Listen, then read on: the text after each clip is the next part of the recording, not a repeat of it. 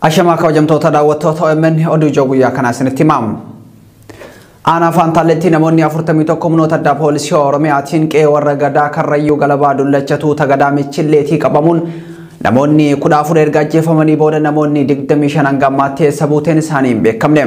Ajjechaa sookaneessa abbaa bokkoo abbaa gadaa fi goota korma garaa hidhan irratti waraana biltsiginnaatiin raawwatameen kan rifate hawaasni Karrayyuu lubbuun jiraachuu miseensota tuuta gadaa Michillee 25 hanga ammaatti hin argamin kana shakkaa jiraachuu jiraattonni himan. Gama biraatiin ammoo namoonni kunneen gara aanaa Boosat naannawa magaalaa Olancitiitti kaampii waraana Soogiddoo jedhamutti hidhamanii jiru odeeffannoon jedhus Oromiyaa Miidiyaa Neetwork dhaqqabee jira. Godina Wallagga Bahaa aanaa Giddaa ayyaanaa fi naannoo isheetti hidhattoota finxaaliyyii Amaaraa murna aangorra jiruun deeggaramanii gochi duguggaa sanyii dhalattoota Oromoo irratti raawwatamu OMN jiraattota naannoo irraa qulqulleeffate. Ajjechaa jumlaa hidhattoota kanaan raawwatameen namoonni dhibbaan lakkaa'aman lubbuu isaanii dhabutu himamaatii jira. Hidhattoonni kunniin meeshaalee waraanaa ammayyaa qaamni aangorra jiru harka lafa jalaatiin hidhachiiseen uummata fixaa jiran kan jedhan jiraattonni ajjecha ummata kana irratti raawwatamu gocha kana dhaabsuuf qaamni birmate tokkollee kan hin jirre ta'uu OMN itti himaniitii jiru. Ajjechaan kun aanaalee ollaa naannichaa Karaamuu, Amuuruu fi kanneen biroottis itti fufee jiraachuun beekameetii jira.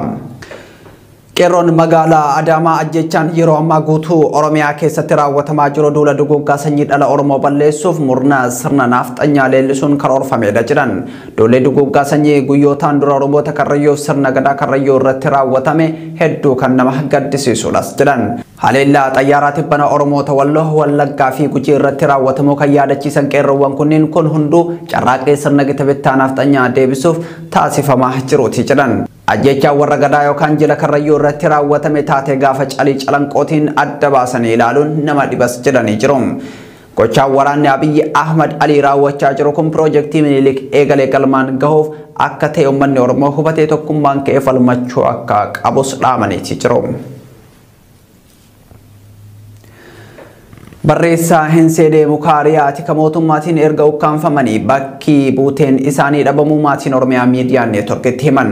Obbo Hinseenee Mukaariyaa kaleessa muddee 4 bara 2021 bakka hojii isaaniitti humna tikaan erga qabamanii booda manni jireenya isaanii qaamolee nageenya biltsiginnaatiin sakattame akka ture maddii Oromiyaa Miidiyaa Neetwork dubbisee himeetii jira. Obbo Hinseenee Mukaariyaa bakka hojii isaanii Finfinnee naannoo buufata Atoobisiitii qabamuu isaanii kan himu maddii Oromiyaa Miidiyaa Neetwork kun qaamoleen isaan qaban uffata siivilii kan uffatanii fi baay'inaan nama 4 akka turan himam. Dabaloonni biltsiginnaa aangoo sirnichaa tiisuuf jecha uummata gidduutti garaagarummaa fi wal shakkiin akka uumamu taasisaa jiran gocha isaanii irraa of qusachuu akka qaban qeerroon Oromoo hubachiise. Finfinnee fi naannoo isheetti hidhaan eenyummaa namaa fi bakka dhalootaan adda foon raawwatamu itti fufeetii jira.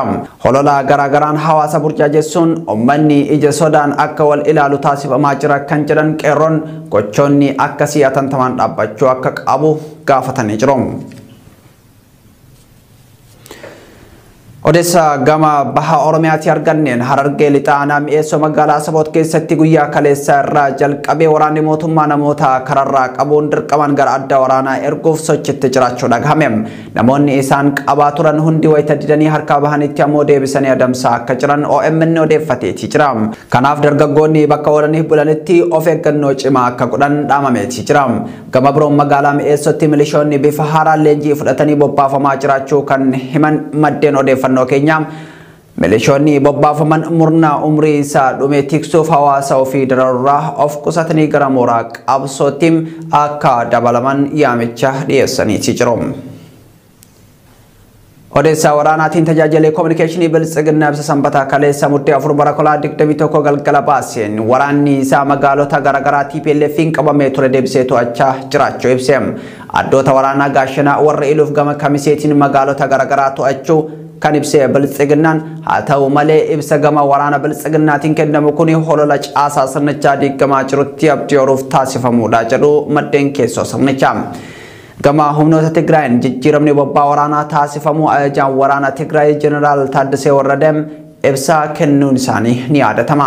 Jijjiiraan bobbaa waraanaa taasifame murna aangorra jiru yeroo gabaabatti buqqisuu kan kaayeffatedha. Abiyyi Ahmad humna namaa fi teeknooloojii kamiyyuu yoo hidhate bu'aa waraanaa kana jijjiiruu hin danda'u jedhanii jiru hoogganaan waraana Tigraay kun. Tole kabajamtoota daawwattoota oduun ijoo ammaaf qabanne kana fakkaata bal'inna isaa oduu keenya idilee keessatti argattu horaa bulaa.